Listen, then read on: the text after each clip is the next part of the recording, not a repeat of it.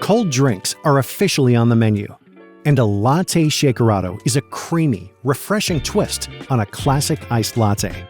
As with any coffee style, always use freshly roasted beans, which is essential for getting the full flavor potential. Select Latte Shakerato from the drinks menu. You'll see a handy recipe card that displays the recommended ingredients.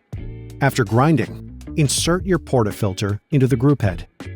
Using a Sage cocktail shaker is an ideal way to make an espresso martini. However, if you don't have one, start with a normal glass, placing it under the portafilter. Brew a double shot of espresso and wait for extraction to complete. If you're using a separate shaker, now is the time to transfer your espresso. Next, fill the shaker 3/4 full with ice.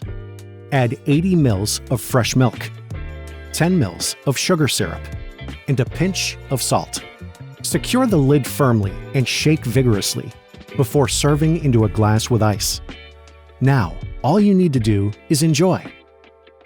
Experience cafe-quality cold drinks made easy with Sage.